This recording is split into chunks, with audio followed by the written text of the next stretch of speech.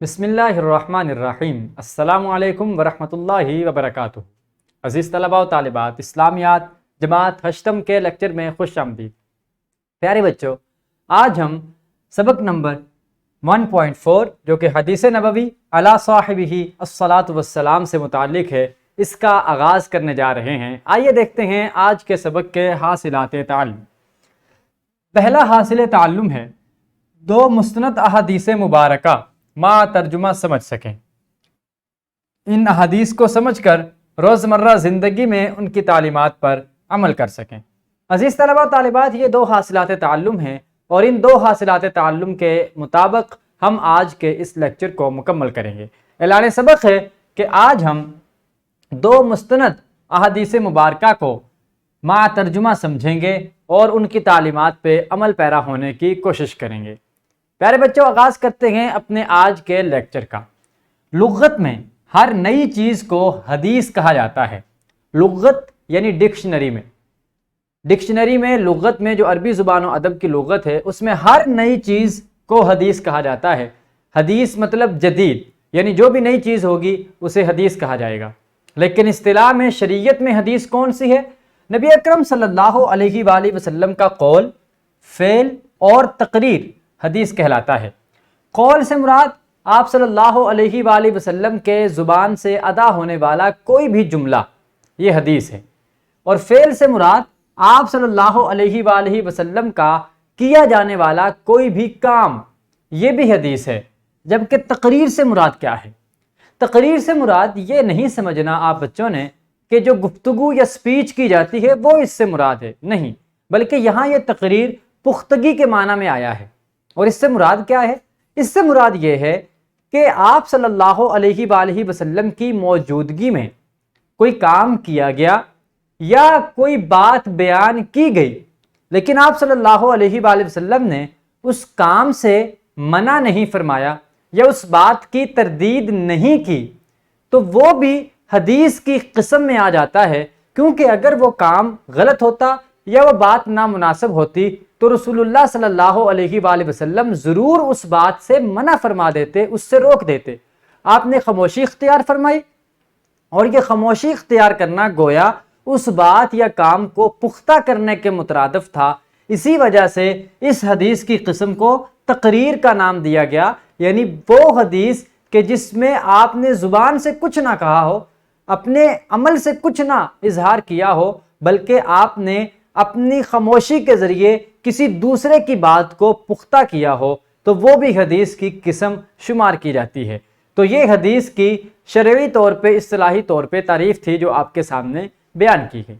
عزیز طلباء و طالبات، صحاح ستہ سے مراد حدیث کی معروف 6 کتب ہیں۔ صحاح سے مراد ہے صحیح ترین، اور ستہ سے مراد ہے 6۔ عربی میں 6 کو ستتن کہتے ہیں۔ تو صحاح ستہ یعنی 6 معروف ترین، صحیح ترین حدیث کی کتب۔ پیارے بچوں، حدیث میں حیا کو ایمان کا شعبہ قرار دیا گیا ہے۔ فرمایا گیا ایمان کے کافی زیادہ شعبے ہیں، اور حیا بھی انہی شعبوں میں سے، انہی ڈپارٹمنٹس میں سے ایک ڈپارٹمنٹ ہے یا ایک شعبہ ہے۔ اسی طرح سے حدیث پاک کے مطابق اچھی بات کہنا بھی صدقہ ہے۔ بہت سی قسمیں بیان کی گئی، صدقہ کی، خیرات کی فضائل بیان کیے گئے۔ وہی فرمایا گیا کہ اگر کوئی مسلمان کلمہ خیر کہے، بھلائی کی بات کہے، اچھی بات کہے، تو وہ بھی صدقہ قرار دیا جاتا ہے۔ پیارے بچوں، آئیے اب ہم کتاب کی جانب بڑھتے ہیں، اور کتاب میں موجود 2 حدیثیں جو آج ہمارے سلیبس کا حصہ ہیں، جس میں ایک حدیث حیا سے متعلق ہے، الحیاء شعبۃ من الایمان، حیا ایمان کا حصہ ہے، اور دوسری حدیث اچھی بات کے صدقہ ہونے سے متعلق ہے کہ الکلمۃ الطیبۃ صدقۃ، اچھی بات کہنا بھی صدقہ ہے۔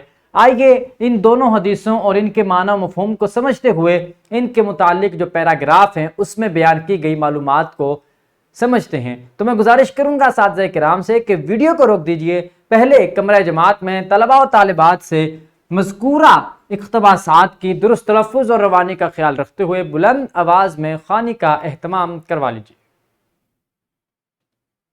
خوش آمدید۔ یقیناً آپ بچوں نے کتاب میں موجود ان اقتباسات کی درست تلفظ اور روانی کا خیال رکھتے ہوئے خوانی کی ہوگی اور اس سے آپ نے 2 حدیثوں کو اور ان کے معنی و مفہوم کو سیکھا ہوگا اور ان کے ذیل میں بیان کی گئی معلومات کو بھی ازبر کیا ہوگا، یاد کیا ہوگا۔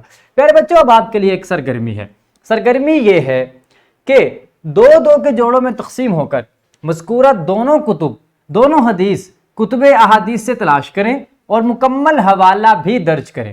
آپ نے پہلی حدیث کے بارے میں پڑھا کہ حیا ایمان کا حصہ ہے، اور دوسری حدیث کے اچھی بات کہنا بھی صدقہ ہے۔ یہ 2 حدیثیں ہیں اور ظاہری بات ہے کہ یہ دونوں حدیث کسی نہ کسی حدیث کی کتاب میں بیان کی گئی ہیں۔